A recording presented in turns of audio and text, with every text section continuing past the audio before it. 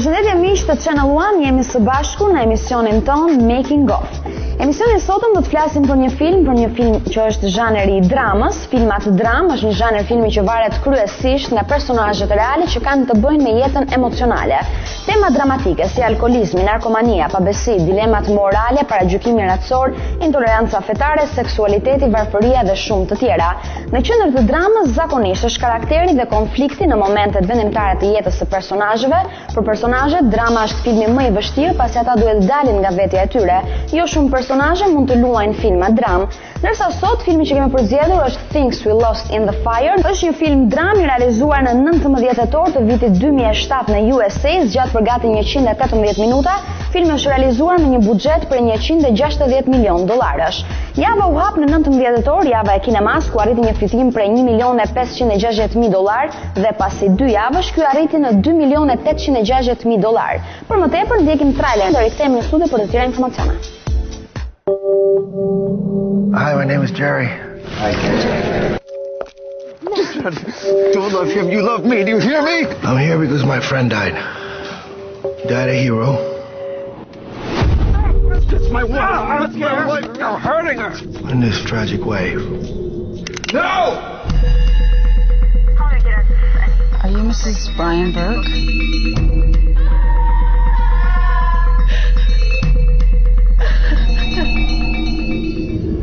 Your dad was my best friend. When? When I was your age. Last week. Thanks for coming. Sure. He was so loyal. Most people would have given up on you, but he didn't.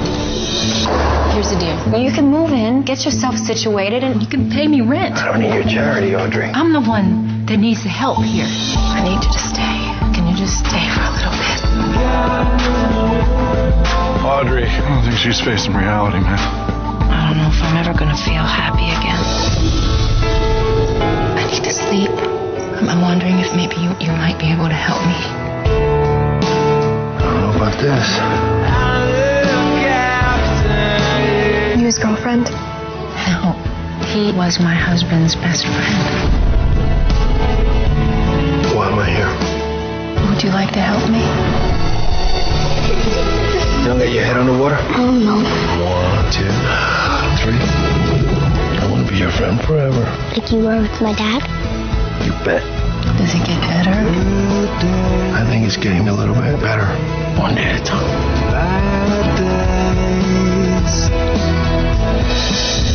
You had a fire. Yeah.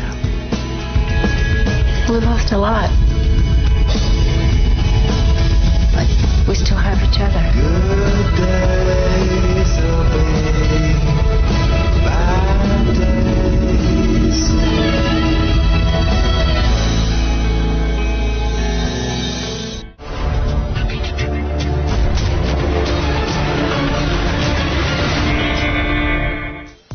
Si që njohëm dhe me trailerin e këtij filmit, filmi Things We Lost in the Fire është një film dram që përbën hidhërim, pikëllim dhe kontakt njerëzor. Për sa i përket historisë së filmit, Brian është një njeri i shkëlqyer, baba shëmbullor, por një mik besnik i shokut të tij të fëmijërisë. Ngjarja fillon pas vdekjes së Brianit, ku Jerry e ndihmon familjen e tij të dalë nga ky pikëllim, ndërsa Odi dhe Jusha e Jerryt e ndihmon shokun e tij të lërë drogën si dhe shitjen e saj. E gjithë historia e filmit vijon që nga vdekja e Jerryt deri në përfundimin dhe daljen nga droga. Për sa i përket regjizorëve skenaristëve të njohur të këtij bëhet fjalë për drejtorin që është nisur nga Susan Beer, skenarist Alan Loeb, merr pjesë në këtë film aktorë të ndryshëm si Halle Berry, Benicio del Toro si dhe David Duchy. Për sa i përket kritikave për këtë film, flitet për love critics dhe komentet të përgjithshme që janë bërë për filmin Things We Lost in the Fire. Në 29 janar të vitit 2008, një shqyrtim i agrit Rotten Tomatoes, 64% e kritikëve të filmit dhanë komente pozitive të bazuara në 117 shqyrtime, ndërsa në Metacritic filmi është bazuar në 63 nga 100 kritika të bazuara në 30 shqyrtime. Për sa i përket Josh Rosenblanc të The Chronic Austin, i dha filmit 4 yje dhe thatë se filmi ishte një dram shumë e përkryer. Ndërsa tani do t'ju ndjekim intervistat e aktorëve që marrin pjesë në këtë film, ku janë të shumtë, të ndjekim ato dhe rikthehemi për prapa skenat e filmave.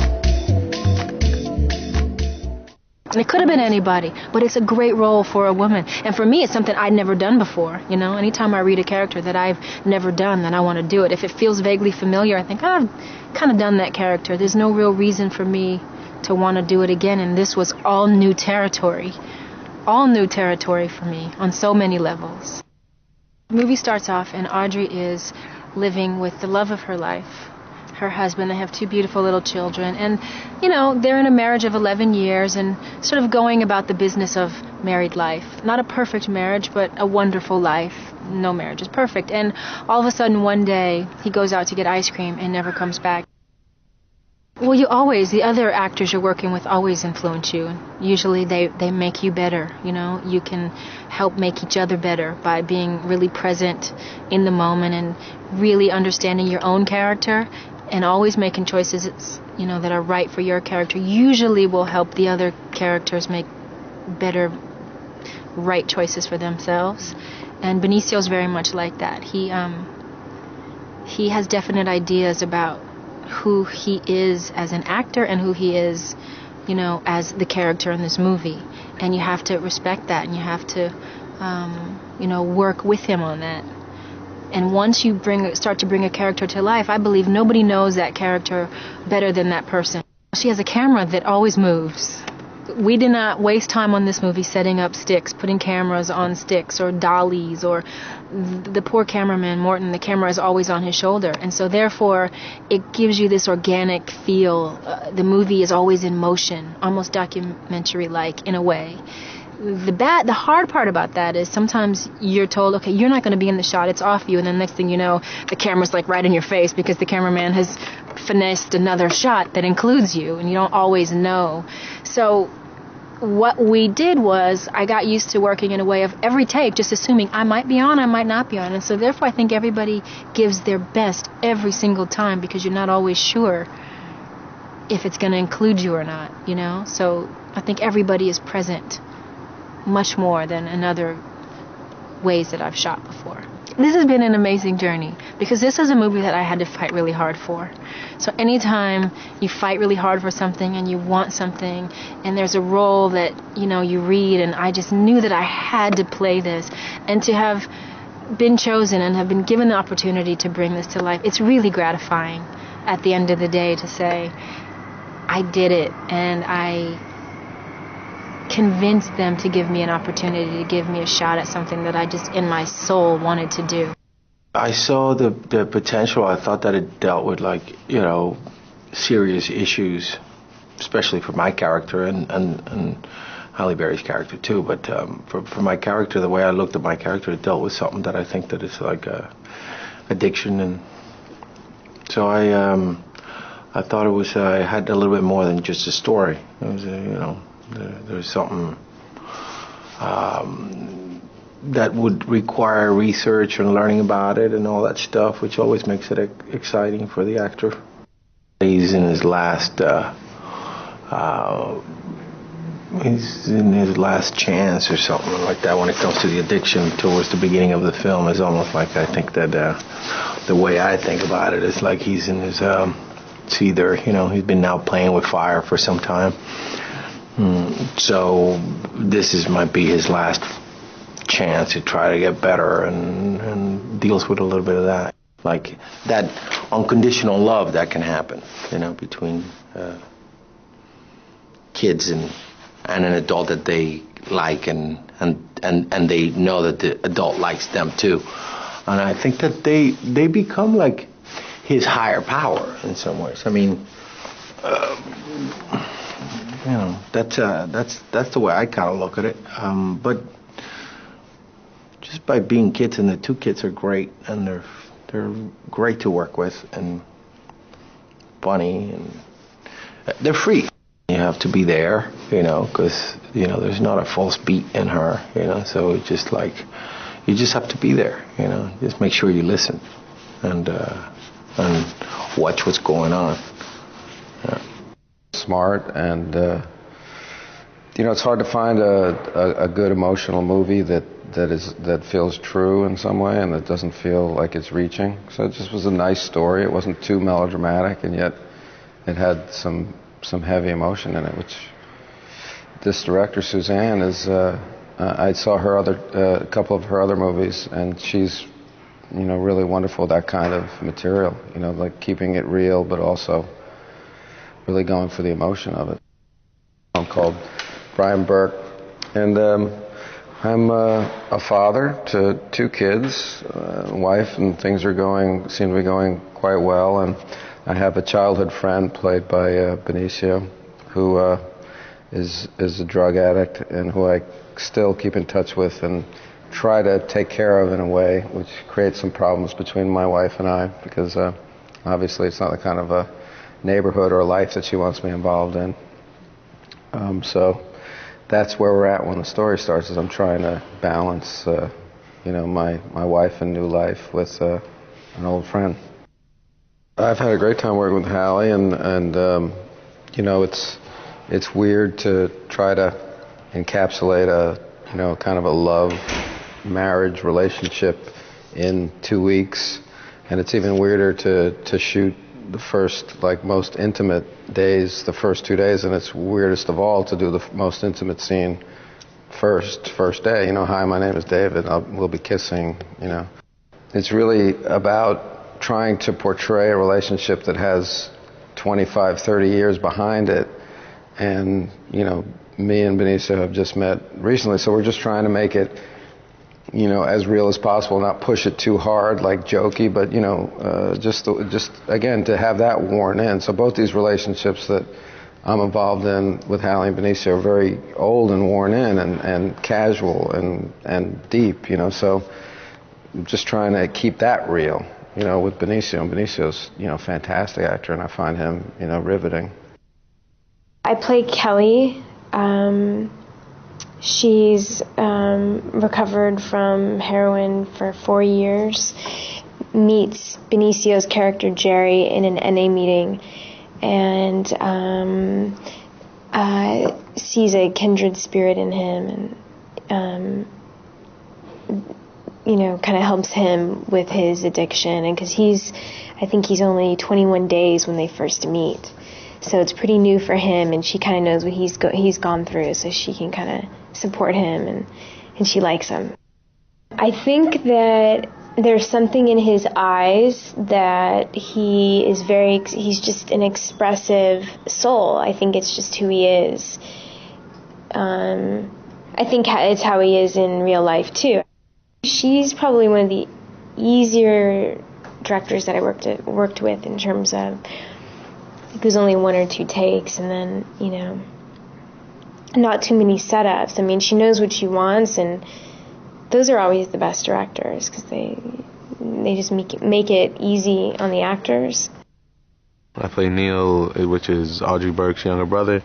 I'm there. I'm around to help with her dealing with the loss of her husband, and with my niece and nephew's loss of their father, and dealing with my own pain, frustration about the situation, and dealing with this new guy, Jerry Sunborn, who seems to be a little out there, but you hear great things about him nonstop, and he has flashes of greatness, and he's getting his act together, and I'm there to try to help. Everything's been great. Everything's been great so far. Hallie's awesome. She's really dedicated. Every take, she's very thorough.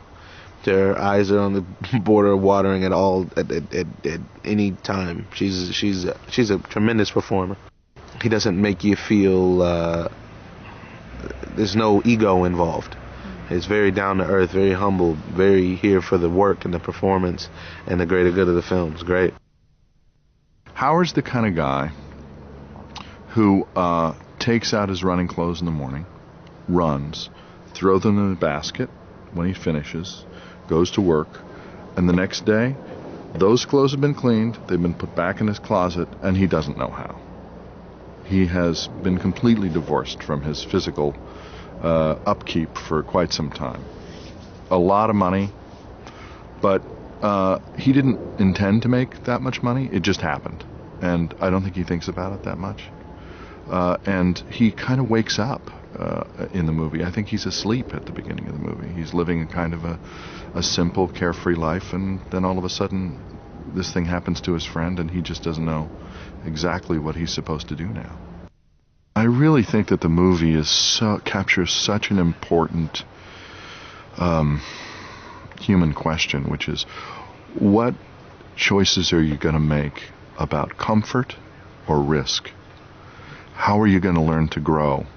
And when bad things happen, which they do for everybody, how are you going to get through them? We all have to decide what we're going to do when things go wrong. Well, the way in which she works, the speed at which the shots are chosen, and the intimacy of the camera work in the movie really asks of the actors to be as honest as possible. Howard as a character doesn't work a lot with Audrey, but I'm really fortunate to have worked with Hallie before, and I find myself feeling a history with her that's more on an intuitive level than anything, and I loved working with her the first time, and I'm enjoying working with her now, but I think it's there's a comfort level that is fun to come back to when you've worked with somebody before.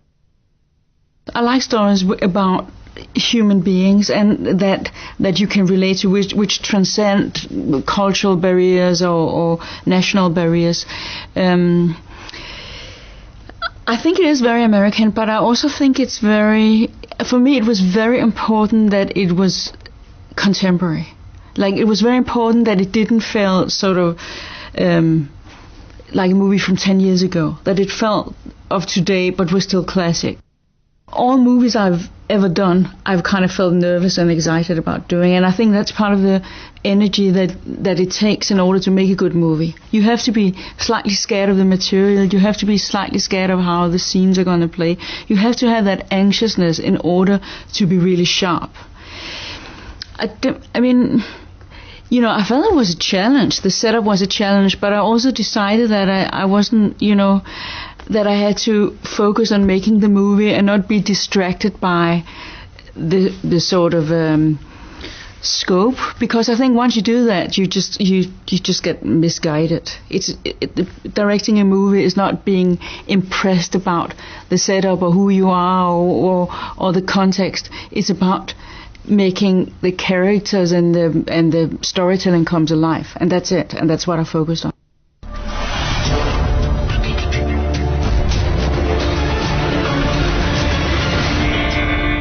Ndërsa tani do të kalojmë te prapa skenat e filmit Things We Lost in the Fire. 62 day clock. Mark. Ready and action.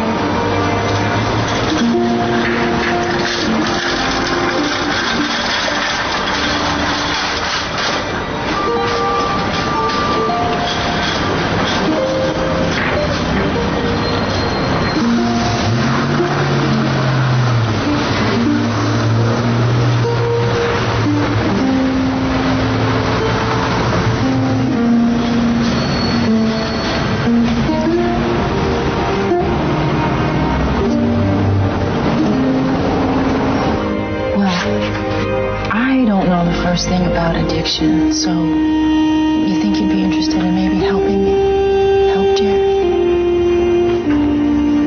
Sure.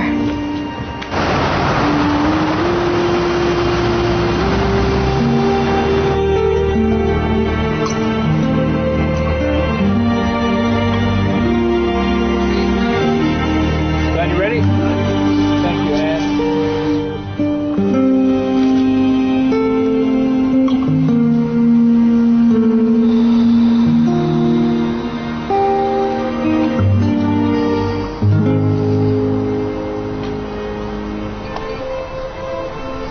.43 Bravo, take one.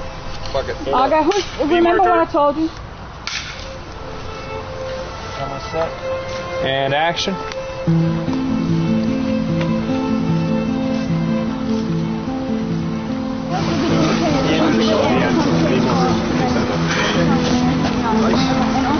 Yeah, except for Alberto. Alright, One,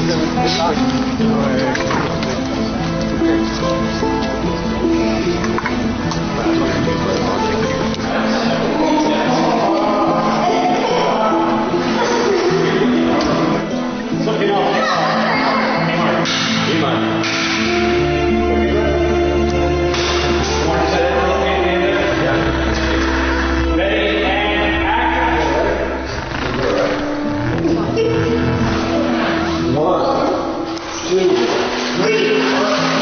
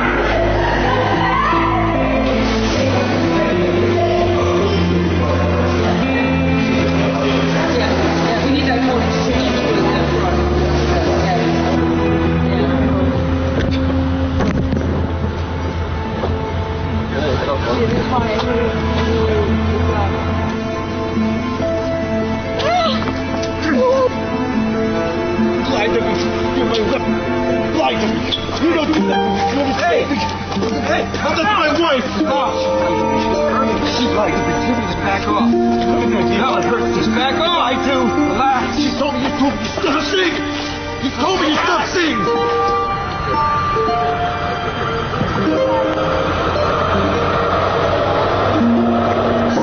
One aboard, big one. Marker. Hey, Mark. Marker.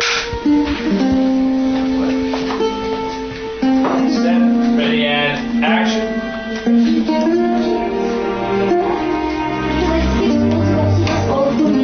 I promise, I'll never do it again. Just let Jerry come back.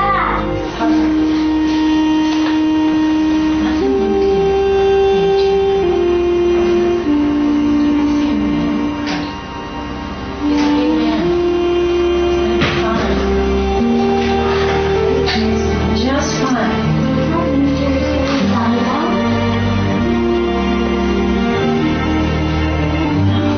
Jerry is not going to die.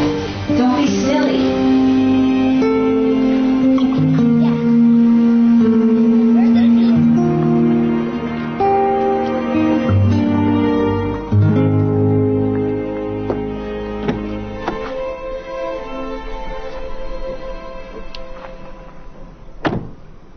There's no watch. So, why am I here?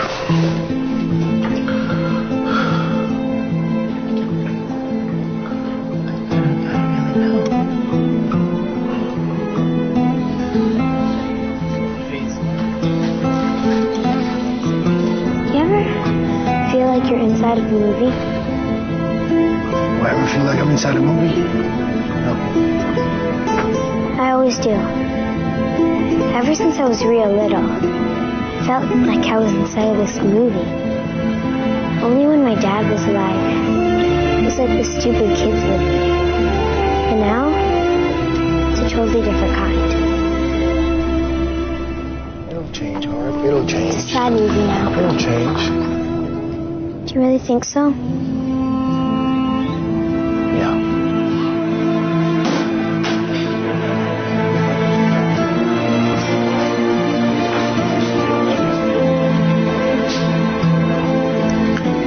Hey, Mark.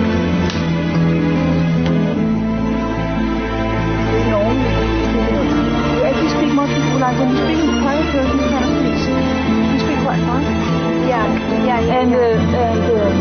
And you don't speak in a specific rhythm, like kind of some things are fast and some things are slower. Yeah.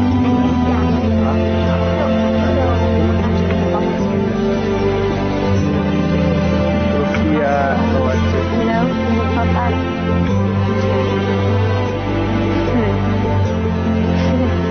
Did I kind of answer your question?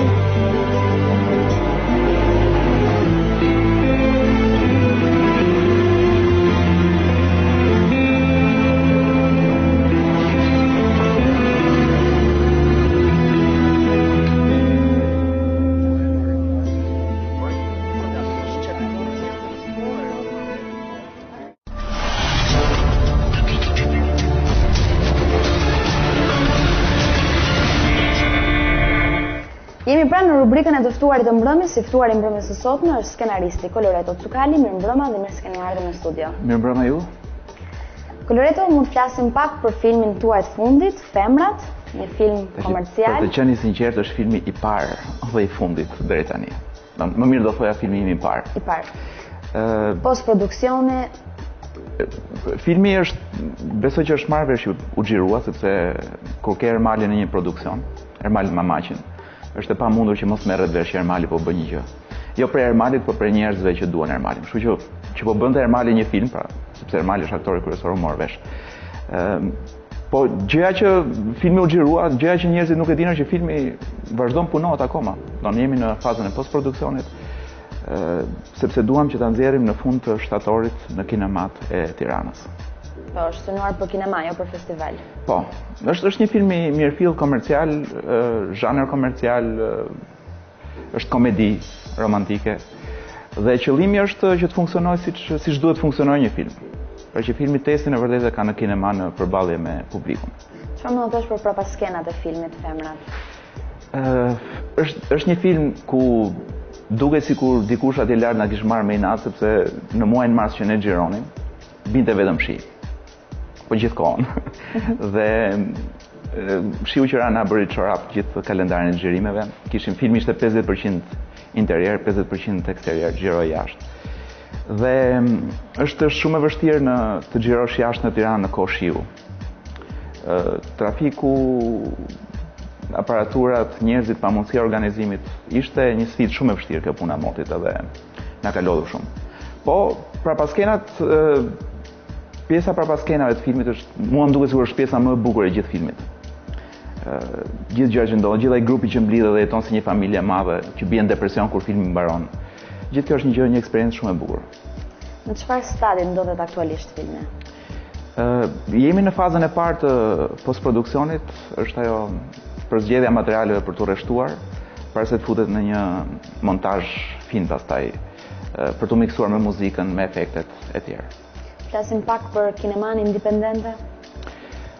Filmi Femrat është një film independent, që është një zhanër shumë i vështirë për të lëvruar, sidomos në vende si Shqipëria, ku gjithë gjërat janë e pakicë.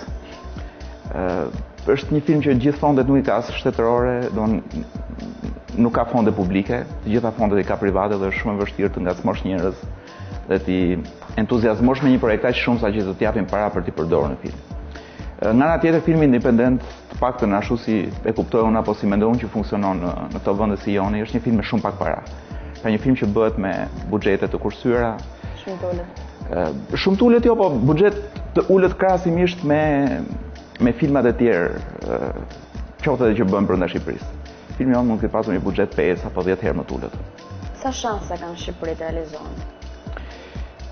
Shanset janë një gjë tjetër, po domosdoshmëria është e madhe. Unë mendoj që filmi independent është i domosdoshëm të fillet të lëvrohet, sepse ka shumë artistë, ka shumë djemë të rinj që janë me ide, janë me kapacitete, janë me mundësi.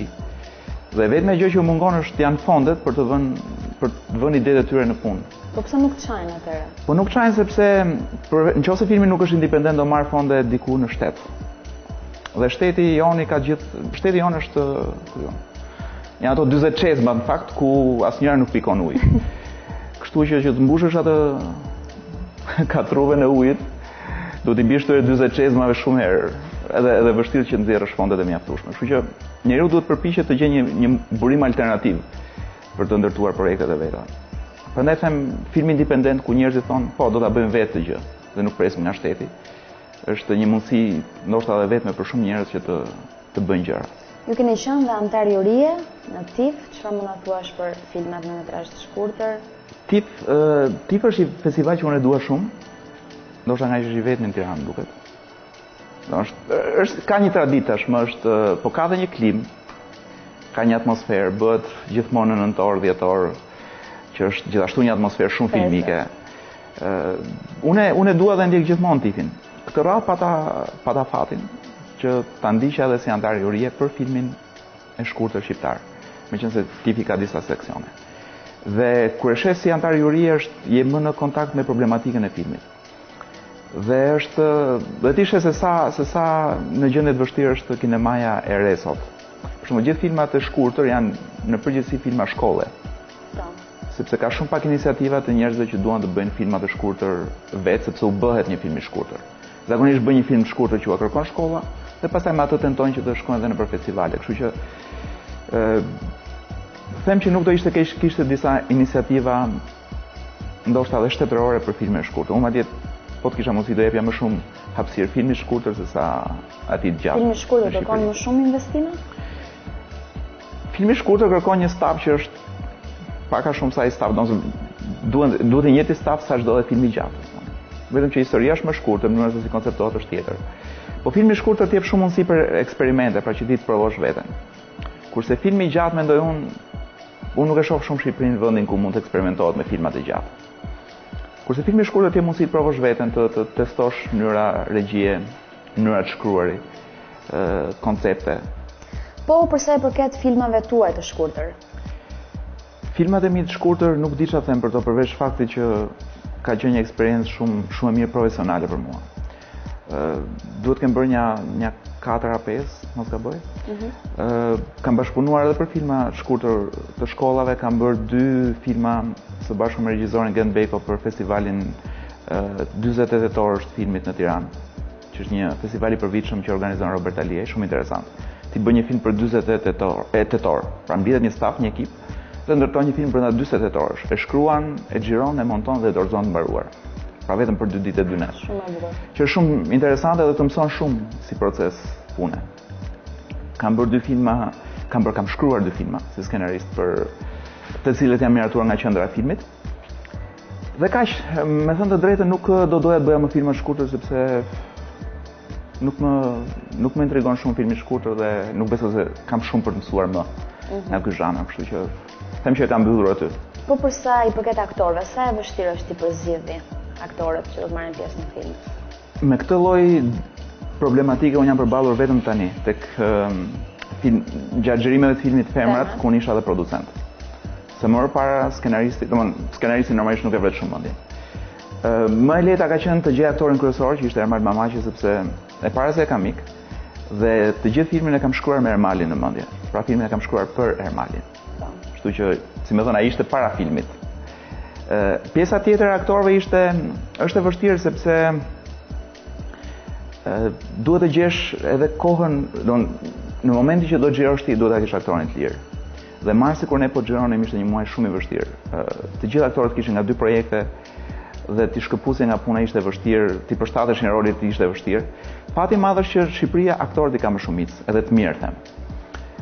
Mendoj që kemi një kast të mrekullueshëm aktorësh, duke filluar nga Salsano Arapi, kemi Zamira Kitën, kemi Eriona Karkelin, kemi Olta Dakun, kemi Robert Alijen, kemi shumë aktorë të provuar, me përshëndet Roberti që nuk është aktor, po që është, si më thënë, e një film dhe besoj që ka bërë një performancë të mirë. Vështirësi më të madhe kemi pasur për të përzgjedhur aktoren kryesore bashkë protagonisten, që na duhej një vajzë e re, të ishte simpatike, po dhe ti përshtatej personazhit të ëmbël që ne kishim në film. Dhe kjo është e vetmi aktore jo profesioniste e filmit. Është gjimnaziste Xhesika. Unë besoj që ka shumë talent, edhe them që ka dhënë një performancë shumë të mirë në film edhe. Unë vetë mezi o pres që ta shoh filmin mbaruar për të parë edhe performancën e saj. Sa vështirë është realizosh një film të mirë në Shqipëri? Mirëfillt. Tash të ndërtosh një film është shumë e vështirë. Pastaj që ta bësh dhe të mirë është akoma më vështirë. Problemi kryesor mendoj unë është tek strukturat që mungojnë. Filmi vuan të njëjta gjëra që vuan gjithë Shqipëria.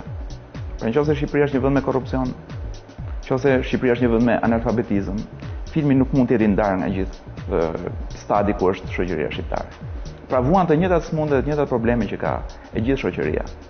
Që nga ndërhyrjet me mik për të marrë vende pune, për të marrë fonde, për të punësuar njerëz, e deri tek interesi publik. Kinemaja është vrarë shumë nga televizioni në radhë parë, është vrarë shumë edhe nga videotekat. Si më thënë, ky është një fenomen që ndodh në gjithë botën, po sidomos e ka ndier shumë Shqipëria. Unë kam parë filma shqiptarë që mua më kanë pëlqyer dhe që në ditën e 3 shfaqjes duhet blija unë 3 bileta për që të shfaqej filmi, sepse ishin vetëm 3 vete dhe duheshin 5 veta për ta parë filmin. Kështu që kjo na çon pastaj tek tema tjetër që ndoshta i duhet dhënë prioritet zhvillimit të filmit komercial për ta rikthyer publikun kinema. Pastaj është më kollaj të ofrosh film autor. Po kinematografia shqiptare sot dhe një krahasim me filmat pas 90-s. Unë nuk duke qenë i përfshirë personalisht domethënë në këtë fushë, edhe domethënë duhet të flas pak me doreza për atë që mendoj.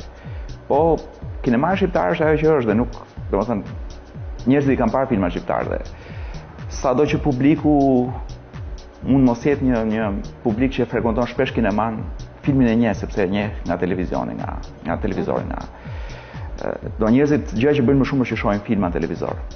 Pra e njohin filmin dhe nuk mund të themi që publiku nuk ka shije. Por unë mendoj që këtu lëvrohet shumë zhanri i filmit autor dhe ky mund të jetë një nga problemet e kinemas. Domethënë që kur prodhohet një film, që kur konceptohet, nuk konceptohet një film për publikun, po konceptohet si një film për festival. Unë mendoj që duhet ishte një proces tjetër dhe kam thënë dhe diku tjetër këtë që filmi shkon një në kinema dhe pastaj shkon në festival. Dhe filmi autor duhet jetë edhe për kinema. Ndoshta kjo është një balancë e pa gjetur nga kinastër shqiptar. Koloreto, mund të falenderoj që ishte i pranishëm sot në studio. Unë ju falenderoj, besoj që s'dia ju thash ato që doni dëgjonit. Sigurisht. Ju falenderoj dhe natën e mirë. Nderuar miq, ne do të shkëputemi për pak çaste, ku do të shkojmë në publicitet dhe rikthehemi sërish.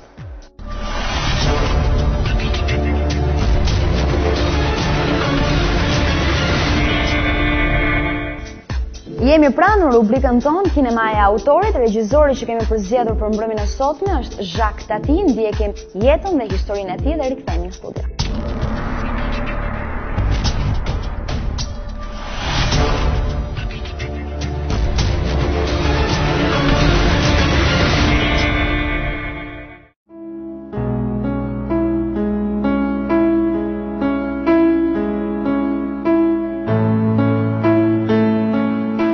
Jacques Tati. Si partizan i teorisë së autorit, François Truffaut deklaron që një film i Bresson ose i Tati është një vepër gjeniale për vetë faktin se nga fillimi deri në fund veprës ne imponohet një autorsi absolute. Ngjasimet midis dy regjisorëve janë të dukshme, që të dy arritën famën në vitet 50. Të dy kalonin vite të tëra për realizimin e një filmi. Me 6 filma midis viteve 1949 dhe 73, prodhimi i Jacques Tatis është më i pakët se i Robert Bressonit. Të dy këta eksperimentuan një narracion të fragmentarizuar dhe një përdorim të pazakonshëm të zërit. Ndryshe nga Bresson, Tati realizon disa filma popullor dhe duke qenë aktor, përveç se regjisor, merr një farm ndërkombëtare. Në këtë pikë ngjason më shumë me Buñuel.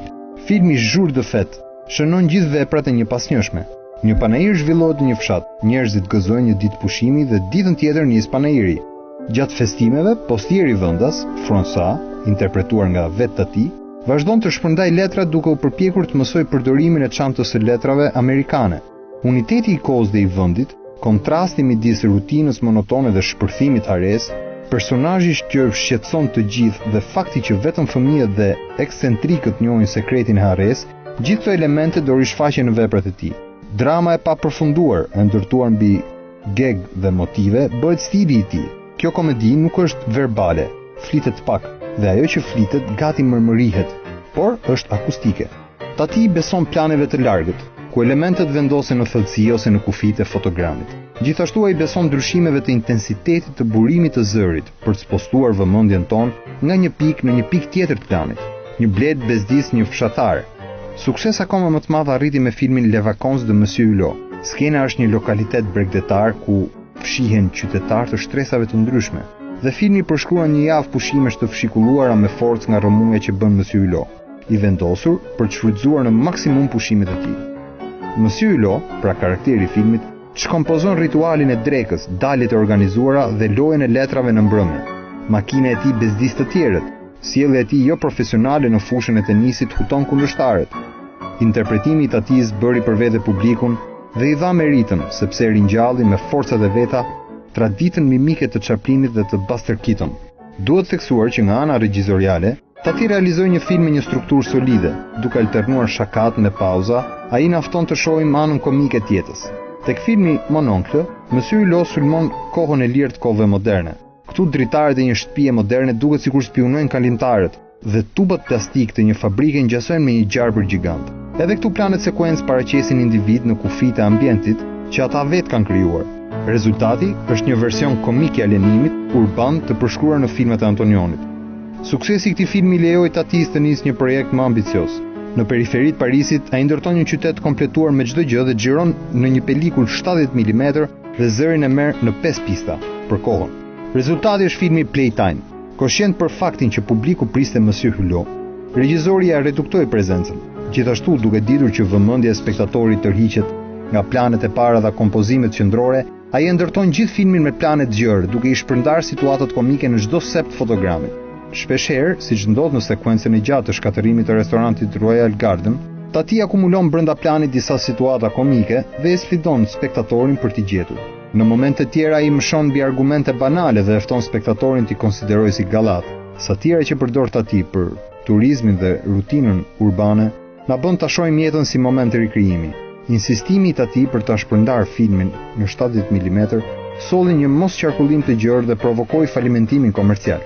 Deri në ditët e fundit, ai jetoi me shpresën se do të krijonte një sallë ku do të shfaqte përditë dhe përgjithmonë playtime.